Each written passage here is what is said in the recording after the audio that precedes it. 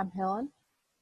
In this session, I'd like to do a SQL for beginner and SQL 101 part 2. So this is more specifically for people that's totally new to SQL or the SQL commands, and it'll have an overview, and I'd like to cover as much as possible in the next 10 minutes. And remember to subscribe, and you'll feel free to send me comments if you want to see something more in detail, okay? I'm going to start by sharing my screen. Hope you can see this. I'm using w3schools.com /SQL. And I like this website because it enables you not only to go through the content, you can also test these commands online. So in the previous session, I did a high overview. So in this one, I will be covering more of what introduction to SQL, and I'd like to cover some of the syntax, some of the select statements. So before I go there, I'd like to start with what is SQL. SQL is a standard for structured query language. SQL, it allows you to access multiple databases. SQL also became a standard in 1986. It became international standard or international organization standard, ISO, as in part of 1987. And then you might ask the question like, what would SQL do? SQL can execute queries against database. It can retrieve data from databases. It will allow you to insert a record, update a record, delete a record, and also allows you to create new databases and new tables within the database. It enables you to create stored procedures and in a database, and also enables you to create tables and views in the database. As a database administrator, it will allow you to create user account. It would allow you to grant those tables, procedures, and views to those user accounts created. So what's the standardized, those ISO or standardized SQL language allows you to select a data from a table, update record, delete a record, insert a record, and then it allows you to do the where clause similarly. This applies for all databases out there, because there are several databases. Just to name a few, you have Oracle database, you have SQL Server database, Microsoft Access, you have also Vertica database, and MySQL. So all those databases have to use the standardized common language, such as select, update, delete, insert in the where clause. Using your SQL in a website, you can build a website that browses the data from a database. You need to be able to have these. You have relational database management systems such as MySQL, Access, SQL Server, Oracle. You have to also use a server-side scripting language like PHP or ASP. To use the SQL, you get data you want, and to be able to have it client side of it or display it, you would use HTML or CSS style page. So relational database management system is a basis for SQL or SQL.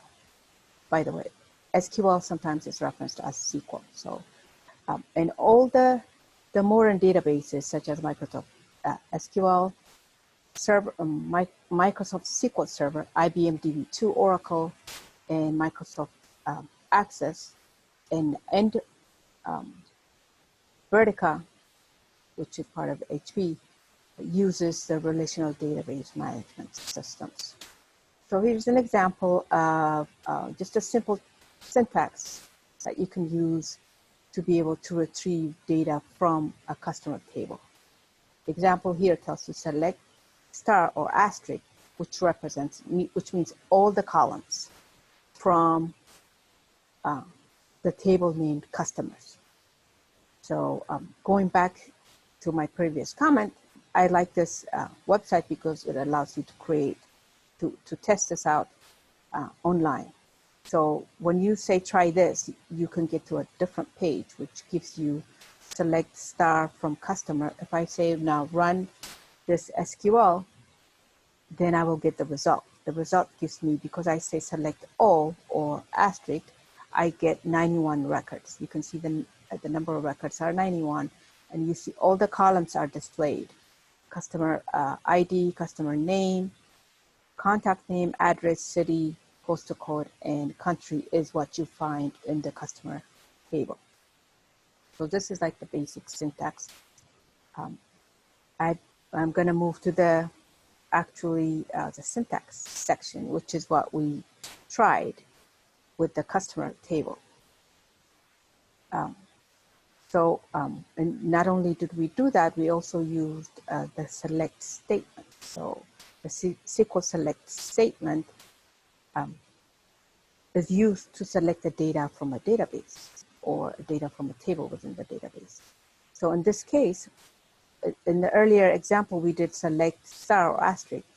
But if you want specific columns, you can use the select column 1, column 2 from the table name you want to select from. So an example here, in this case, is select star means select everything from the table name. So the example they give us here, if you look at the example section, you can see select customer name, comma, city. These are the two columns that comes from the table name called customers. So if I try this one example, because now this is going to give me, still it's going to give me all the 91 records. So I'm not specifying to the number of rows. However, I'm saying I only want these two columns, which is customer name and the city. So if I go back to the previous statement, so instead of customer name, if I say now give me contact name, I don't want the customer name, but instead I want to get the contact name and the city, I will just replace customer name with the contact name, and then I will run the SQL, and then I will get different result. Because now instead of customer name, I'm getting the contact name and then the city. So this is just an overview of your select statement. Now we want to go to the next example, will be select distinct statement. So the difference between the select statement and select distinct is the select distinct gives you only if the record is different from the other record. So an example would be now here, you have select distinct column 1, column 2 from table name. So if I put this into an example, going back to that customer table, now country is, there are 91 records, and a lot of the country in the records are duplicate because the city is different. So if I want to just get the data of in those 91 records, how many distinct country are there, then I will say select distinct, so here, right here, the example we have is select country from customers. So we're going to try this ourselves. The first example would be now without the distinct, we're going to get run this SQL, and we get 91 records. And then you can see in the result that you can already see record 2 and record 3 are the same, because Mexico is duplicate, Germany is duplicate. You can see record 1 and record 6 of Germany are duplicate. So all the countries are duplicate. So there are 91 duplicates. So instead of getting 91 of duplicate information, I just want to know exactly how many countries are in this customer, how many distinct countries are in the customer table. So I will put in select distinct country from customer table. So when I do that, instead of the 91 records, I see there were 21 countries. So this is a true information. When you're all you want to get is a country information, you want to get how many countries are in the customer table. There are 21. How many records are in the customer table? There are 91 records, and a lot of those records have duplicated country because we have more records, other records that makes them distinct. So that's the difference between select all and select distinct.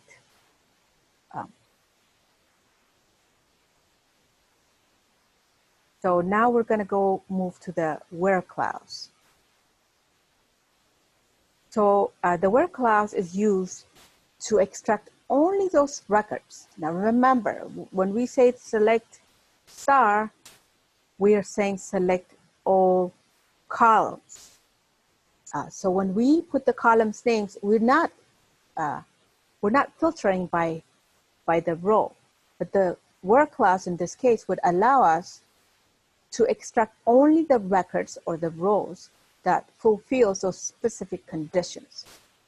So you will put in, you can put the condition for the row. An example, select column 1, column 2 from a given specific table name where you have now your conditions. So the example, if we look at our demo table of customer, we want to see, now we're going to see select star, which means all the columns from the customer table where we're going to put, we don't want to see all the countries. We only want to see the country equals to Mexico. Remember, there are 21 countries. So we're going to try this yourself. So when we don't put this, that by the way, dash dash means a comment. We're commenting, but apparently it doesn't work for this, for the online application. So if we put in, if we put in the where clause, we see Mexico, they have 5 records. And there are 5 distinct records because there are customer ID 2, customer ID 3, 13, 58, and 80. They're all from the country Mexico. So if I put in a different country, an example country will be, if I say I want to see, Germany. By the way, it has to match, the cases have to match when you put it in your quotation. So capital G-E, lowercase g-e-r, and A-N-Y will give you the result. There are 11 records for Germany. So if you want a different country, you can go ahead and just keep changing. You can put the United Kingdom or whatever other countries, UK. It's not spelled out for UK. So there are 7 records for UK, but this is how you apply the where clause. So you don't have to only do country, you can do city also. You can do whatever field that are available for you to choose from. You have the customer ID, customer name, contact name, address, city, postal code, and country in this case to be able to utilize the where clause. The next section I would like to cover is and, or, and not operator that actually would go along with the where clause. So the where clause can be combined with and, or, and not operator. So the and operator split records of all the condition separated by the and has to be true. But if we use the or operator, it's totally different because only one of them has to be true. There has to be one true statement for the whole or statement to be true. Remember, we have to go back to the and or operand, how it works with true false statements. And that, if you need the tabular for that one, or if you need help, let me know and I'll be happy to assist with that. So going back to the example for the and or statement, we'll go ahead and use this one where it says, so now if I say select all the columns from customer tables where country equals to Germany and city equals to Berlin. We're going to try this. So let's run the SQL and see there's only one result where the city equals to Berlin. So if I remove, instead of and, let me just say where country equals to Germany, or I'm going to remove and replace it with or, and city equals to Berlin, we're going to get 11 records because Germany, or I'm sorry, the city equals to, the country equals to Germany, or the city equals to Berlin. One of them has to be true for the or statement to be able to provide you the results and the result set. So with the end statement, you only get one country, that's Berlin, which is just right here. You see the record number 1. The end statement, this is the only thing you get. With the or statement, all of these, even though the city is not Berlin, the statement that says where a country equals to Germany is true. So that will go ahead and give you the complete set of the country where a country equals to Germany. So there were 11 records. So if I remove the city restriction, I will still be able to get 11 records because this statement is true. And this is where I'm going to stop today. And I'll be happy to continue to the next section in the part 3. I'll cover the order by the insert into, which is inserting a record, and then addressing null value, if there's if the field is required or not. We'll be able to cover that in that section. An update would be where you update a record that's already been created and you'll just modify one or various columns, values. To delete a record will be completely deleting a record that exists. In most of the statement, when you delete, insert, you have to, in some databases, you have to follow it by commit, unless your application already says that when you complete that sentence, it'll have auto commit. So I'm gonna stop sharing here. And if you have any questions, feel free to send them in the comment line. Remember to subscribe and look out for the next part coming soon. Again, this session is for people that are new to SQL or SQL. Hope to see you soon.